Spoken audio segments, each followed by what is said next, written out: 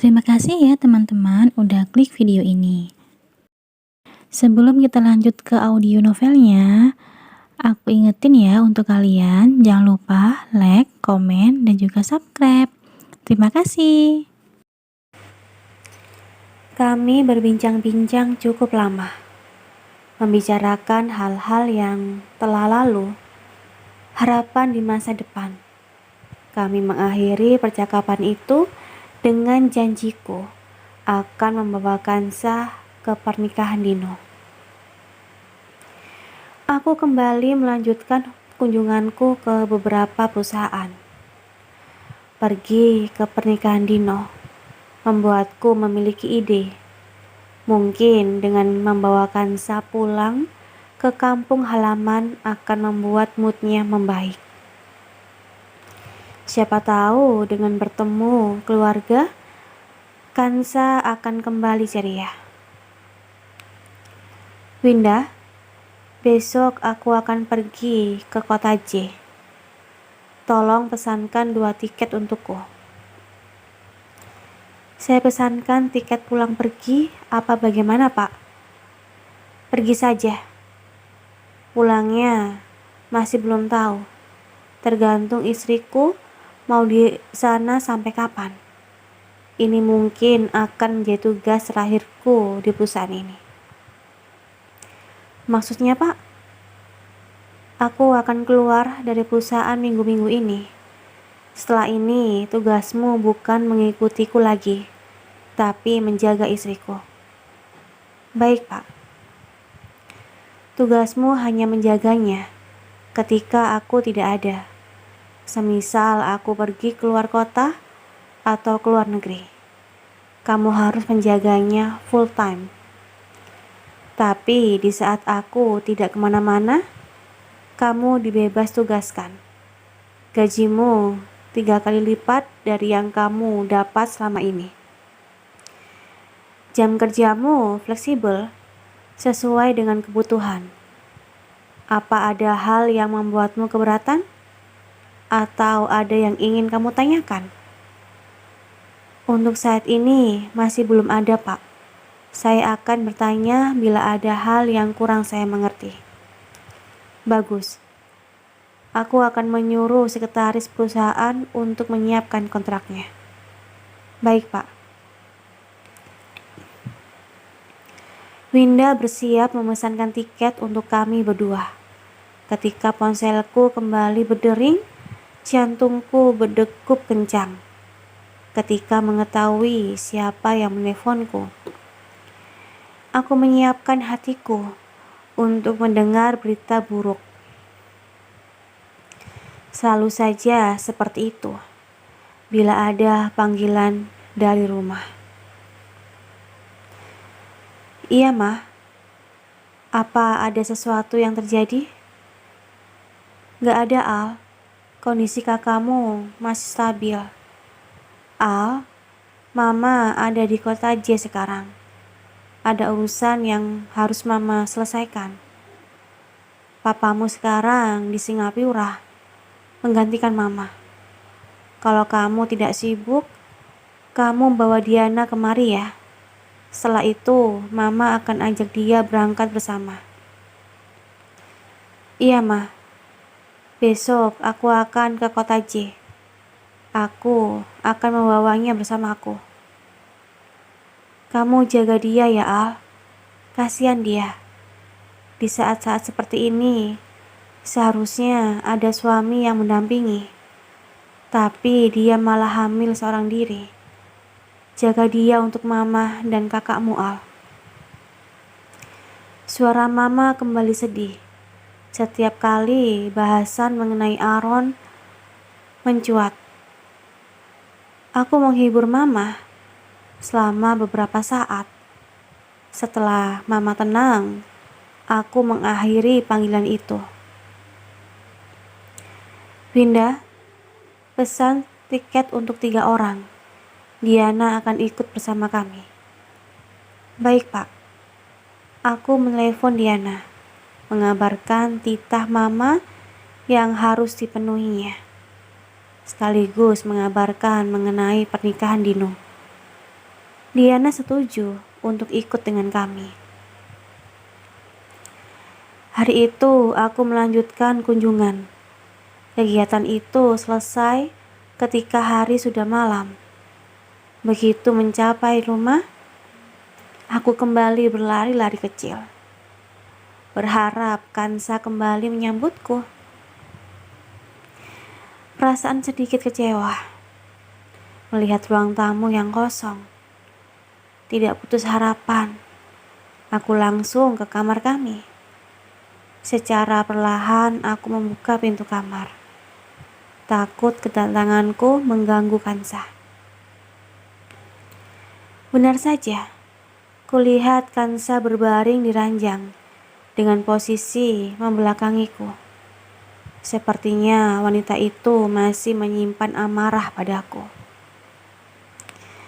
Aku berjalan ke ranjang dan membaringkan tubuhku cepat di sampingnya.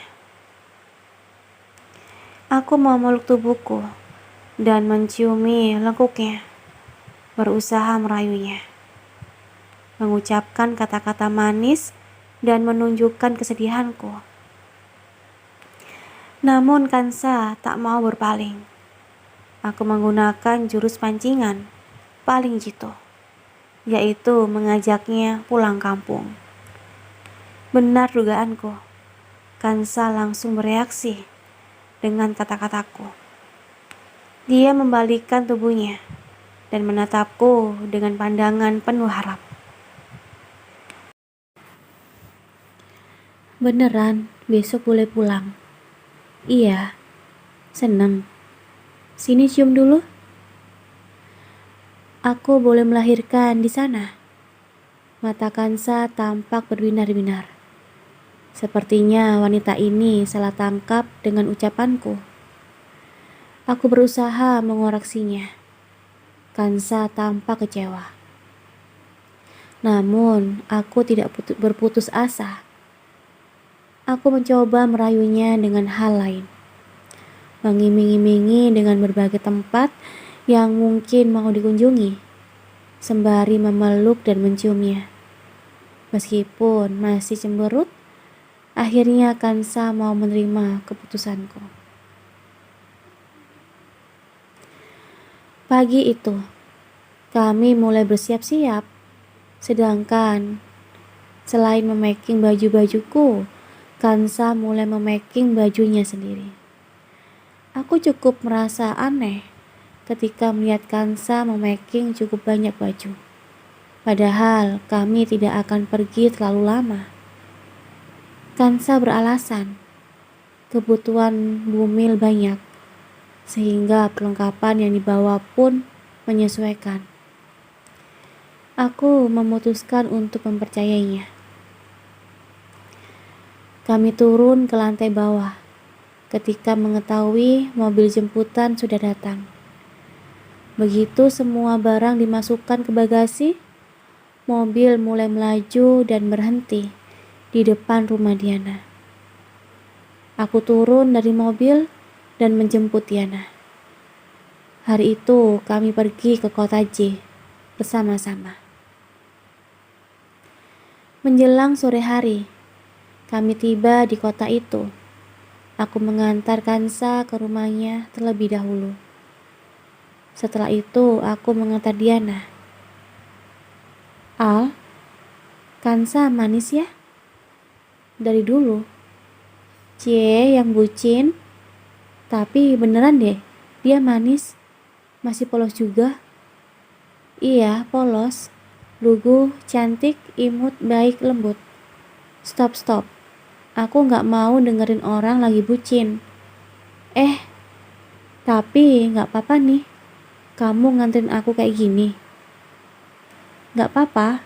Memang kenapa? Ya, takut ada perasaan apa gitu. Bumil kan sensitif, Al.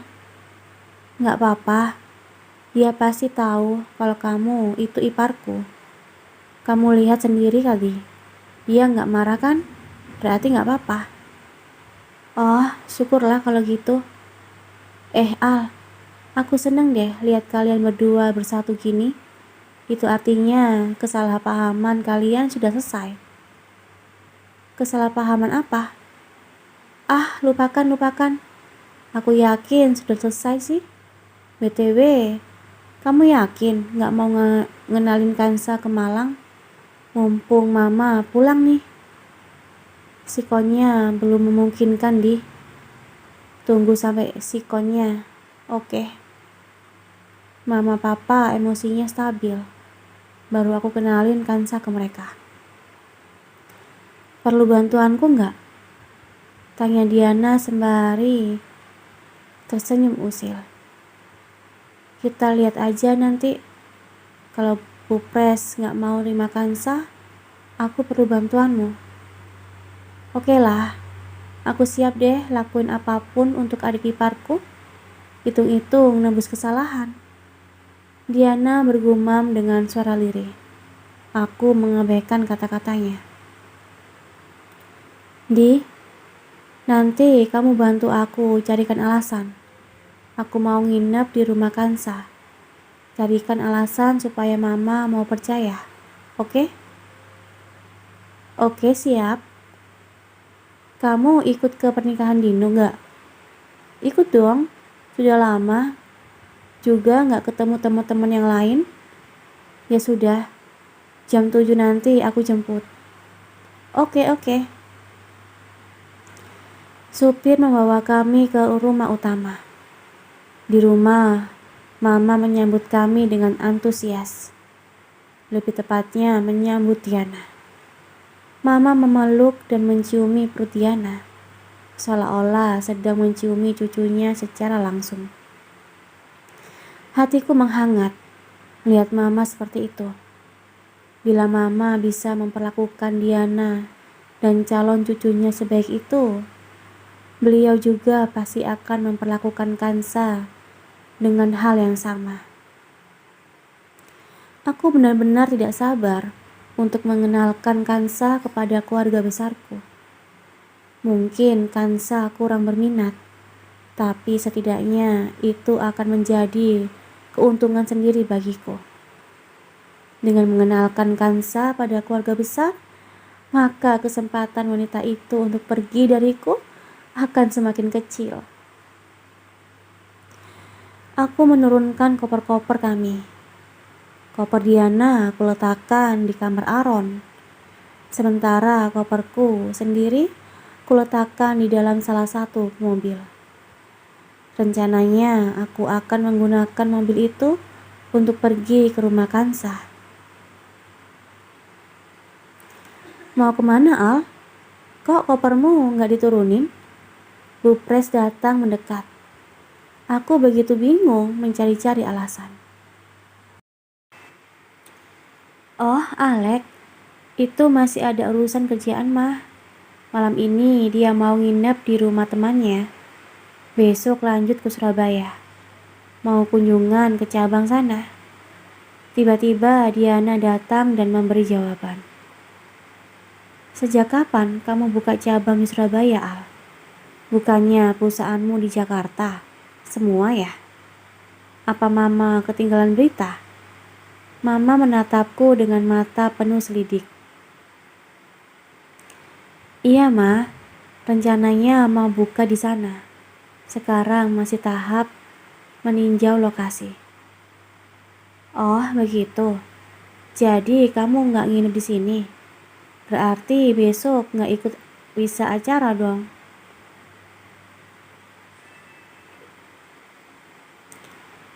Acara apa, Mah? Syukuran 7 bulanan, Al. Bagaimanapun calon cabang bayi itu harus didoakan agar ibu dan bayinya selalu diberi keselamatan. Kamu nggak bisa datang. Lihat besok aja deh, Mah. Besok setelah syukuran kita langsung ke Singapura. Kalau kamu nggak bisa datang, jangan dipaksakan. Iya, Mah. Ya sudah, lanjutkan aktivitasmu. Ayo masuk, sayang. Mama menggandeng tangan Diana dan membawanya masuk ke dalam rumah. Sementara aku merasa merdeka. Selesai memasukkan koper, aku langsung memacu mobil ke rumah Kansa. Tidak sabar rasanya untuk menemuinya. Kansa pasti bahagia karena sudah bertemu dengan keluarganya. Bila Kansa bahagia, maka moodnya pun akan naik. Dia tidak akan uring-uringan lagi dan kembali tersenyum padaku. 20 menit kemudian, aku telah sampai di depan rumah Kansa. Rumah itu tampak sepi. Mungkin penghuninya memutuskan untuk beristirahat. Aku turun dari mobil dan mulai mengedor-ngedor pintu pagar tanpa sekat itu. Assalamualaikum, Kansa, Kansa. Tidak ada jawaban. Aku mengulangi salam yang sama. Kali ini aku manggil-manggil nama ayah. Namun tak kunjung mendapat jawaban. Hampir 10 menit aku berada di depan rumah itu. Akhirnya aku memutuskan untuk menelepon Kansa. Nomor yang ada 7 sedang tidak aktif. Silakan hubungi beberapa saat lagi. Berulang-ulang suara operator itu kudengar. Nomor Kansa sedang tidak aktif. Mungkin kehabisan baterai. Aku mencoba menghubungi lagi. Namun tetap tidak bisa. Aku memutuskan untuk menghubungi nomor ayah. Namun ternyata nomor beliau di luar jangkauan. Mau menghubungi ibu, aku tidak punya nomornya. Perasaan bingung dan gelisah mulai menghantuiku. Pikiran-pikiran buruk dan negatif mulai bermunculan. Kemudian serpian ingatan mulai datang.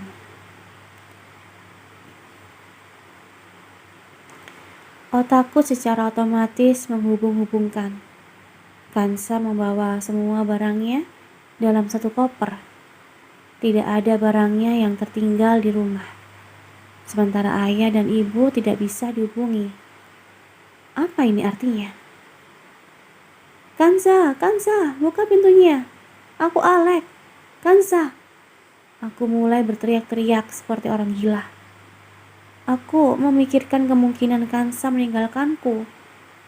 Keluarganya membawa Kansa pergi dariku. Kansa, buka pintunya. Aku suamimu. Buka pintunya. Aku memanjat pagar dan mulai mengedor-ngedor pintu rumah. Tingkahku mulai menjadi pusat perhatian. Beberapa orang mulai datang untuk melihat tingkah gilaku. Aku mulai putus asa. Tubuhku gemetar. Keringat dingin mulai bercucuran. Nafasku tersengal-sengal. Genangan air mata mulai bercucuran. Sementara mulut dan tanganku tak henti-hentinya bereaksi.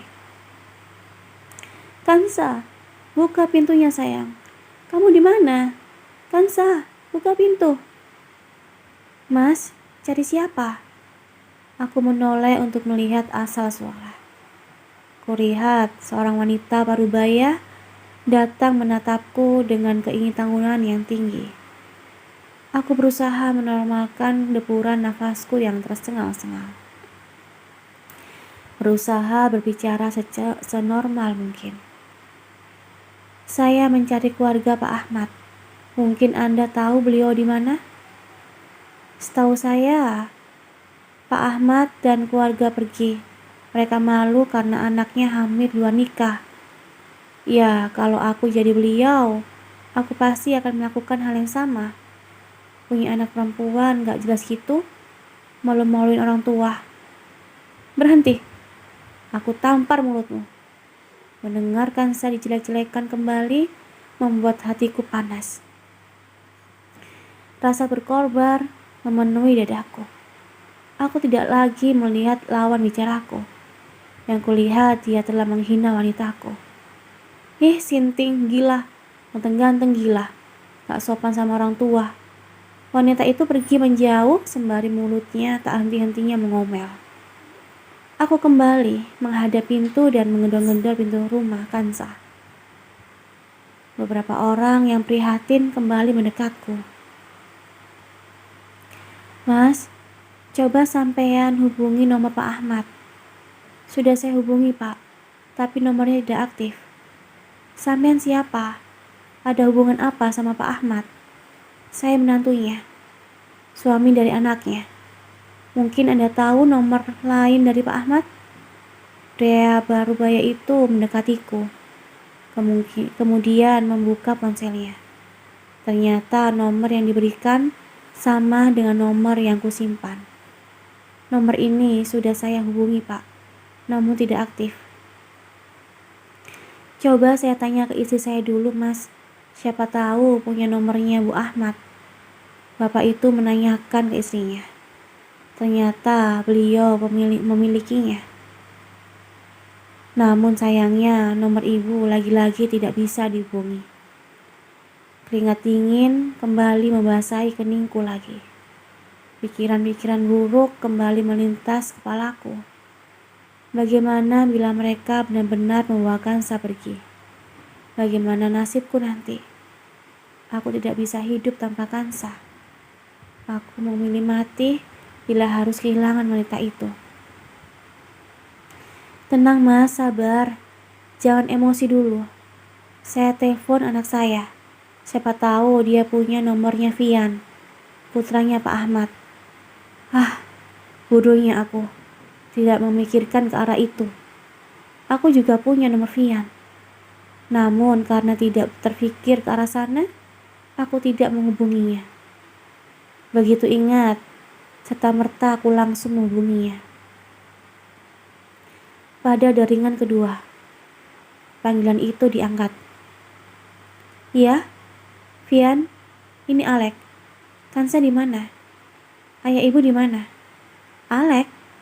Oh, Mas Alek suaminya Mbak Kansa. Iya, mbakmu di mana? Loh, kok tanya aku, Mas? Kan Mbak sama kamu, Mas. Dia pulang ke rumah hari ini, tapi di rumah gak ada orang. Aku malah baru tahu kalau Mbak pulang. Ayah ibu di mana? Kenapa gak ada orang di rumah? Oh, ayah ibu pergi ke rumah nenek beberapa hari yang lalu. Gak ada sinyal di sana, Mas. Percuma juga kalau mau menghubungi beliau. Terus mbakmu kemana? Kenapa dia gak ada di rumah juga? Mana aku tahu, Mas. Beberapa hari ini aku nginep di kosan teman. Malas pulang ke rumah, sepi, gak ada orang. Mbakmu ini sekarang gak ada Vian. Nomornya gak aktif. Aku bingung mau nyawarin di mana. Loh, kok bisa kehilangan Mbak Kansa sih, Mas? Bukannya harusnya kalian bersama ya? Benar kata Vian. Harusnya aku selalu bersama Kansa. Aku sangat menyesal telah meninggalkan Kansa seperti itu. Bayangan Kansa meninggalkanku semakin besar. Bagaimana kalau Kansa pergi dan menghilang lagi? Di mana aku harus mencarinya? Berapa lama lagi kami bisa bertemu? Pikiran-pikiran seperti itu kembali membuat tubuhku gemetar. Aku benar-benar takut. Mas, Vian, apa kamu tahu biasanya mbakmu pergi kemana? Mungkin kamu tahu teman-temannya atau kebiasaannya? Kurang begitu tahu sih, Mas. Mbak sudah lama gak pulang. Tapi dulu sih mbak suka pergi ke perpustakaan daerah atau tempat yang banyak bukunya.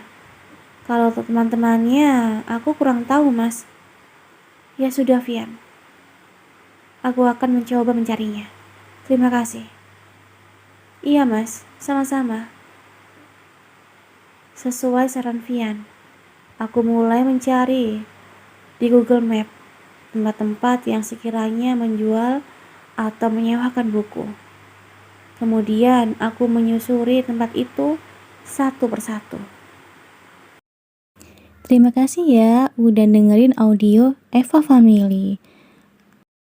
Dengerin terus ya audio Eva Family di YouTube Eva Family. Sampai jumpa. Bye-bye.